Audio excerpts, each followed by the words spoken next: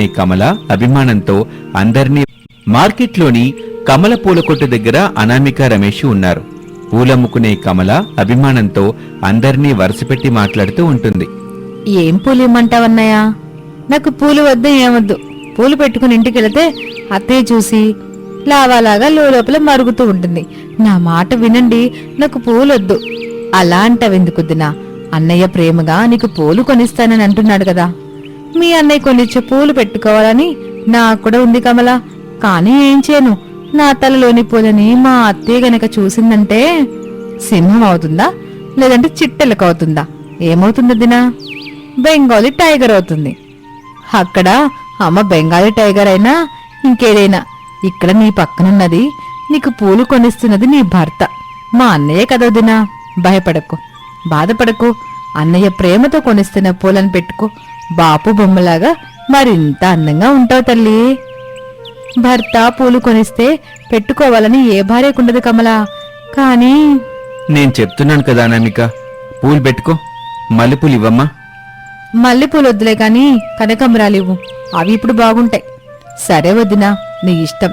ఇవి కూడా తాజాగానే ఉన్నాయిలే అని చెప్పి కమల కనకాంబరాలిచ్చింది. అనామిక తల నిండా పెట్టుకుంది. ఇప్పుడు చూడు, పూలు పెట్టుకుంటే ఎంత అందంగా ఉన్నావో. నా అనామిక అందానికి ఏం తక్కువ కమల? దేవర సినిమాలోని హీరోయిన్లా ఉంటుంది. ఆ నవ్వు, ఆ అందం. ఇక చాలండి, కమలకి ముందు డబ్బులివ్వండి అని చెప్పగానే రమేష్ డబ్బులిచ్చేశాడు. అక్కడి నుంచి ప్రేమగా వాళ్ళిద్దరూ మాట్లాడుకుంటూ ముందుకెళ్లిపోతూ ఉంటారు. సరిగ్గా అదే సమయంలో అత్తగారు శారద ఒక హెయిర్ ఆయిల్ సీసాను పట్టుకుని డ్రెస్సింగ్ టేబుల్ దగ్గర నిలబడి కన్నింగ్ గొంతుతో, ఎక్కడ చచ్చావే? ఇక రా, ఆలస్యం ఎందుకు? నేను అద్దం ముందుకొచ్చాను, ఇక నువ్వు కూడా తగలాడు.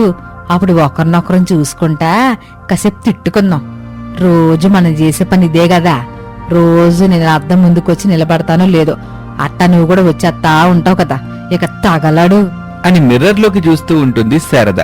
తన రూపమే కనబడుతుంది తప్ప శారద వెతుకుతున్న తన అంతరాత్మ కనిపించటం లేదు. ఈ రోజు నా అంతరాత్మకి నాతో మాట్లాడే మూడు లేనట్టుంది. అదొచ్చేలా లేదు. నేను అనుకున్న ప్లాన్ ని అమలు చేస్తాను. కోడలికి పూర్తిగా జుట్టు లేకుండా చెయ్యాలి. కోళ్ళ, నీకున్న ఆ కొద్దిపాటి జుట్టును చూసి తెగ మురిసిపోతున్నావు కదా. అందుకే నీ కోసం ఈ మాయా హెయిర్ ఆయిల్ తీసుకొచ్చా. దీన్ని నేనే నీ తలకట్ట రాస్తా ఉంటా. నీ జుట్టేమో ఇట్లా రాలిపోతా ఉంటది. నిన్ను నన్ను చూసే ఆ తండ్రి కొడుకులు ఆహా అత్త కోడల మధ్య ఎంత సఖ్యత ఉందని మురిసిపోతా ఉంటారు. కాని ఎక్కడ నేను ప్రేమ ముసుగులో వాళ్ళకే కాదు, నీకు కూడా తెలియకుండా నీకు నొన్నగా గుండు చేసేస్తాను అని అంటూ ఉండగా మిర్రర్లో శారద అంతరాత్మ ప్రత్యక్షమవుతుంది. వచ్చావా? నువ్వు పిలిచిన తర్వాత రాకుండా ఉంటానా శారదా? చాలే, నేను పిలిచినప్పుడు నువ్వు రాలేదు. ఇప్పుడు ఎందుకు వచ్చావో ముందు చెప్పు. ఆ సూయతో నా శారద ఎంత దారుణమైన పని చేస్తుంటే రాకుండా ఎలా ఉంటాను చెప్పు. ఖచ్చితంగా వస్తాను. నా శారదని నేను కాపాడుకోవాలి కదా. కాపాడుకోవడానికి నాకేమైందే? డొక్కలా ఉంటేను యాక్సిడెంట్ అయి కాలు చెయ్యం విరగలేదు. నువ్వు ఆపరేషన్ చేసి నన్ను కాపాడుకోవడానికి. ఎట్టాంటి మంత్రతంత్ర ప్రయోగాలు జరగలేదు. నువ్వు పూజలు చేసి అగ్గిగొండాలు దొక్కి నన్ను రక్షించుకోవడానికి అని శారద అంటుంటే శారద అంతరాత్మ కొంచెం కోపంగా, ఆపుతావా నీ ప్రాస డైలాగులు? నేను చెప్పేది వినవే శారదా. అనామేక మనింటికొచ్చిన కోడలు. ఇప్పుడు కాదని నేనెక్కడన్నాను? ఒకవేళ నేను కాదన్నా కూడా ఆయన కొడుకు ఒప్పుకోరు కదా.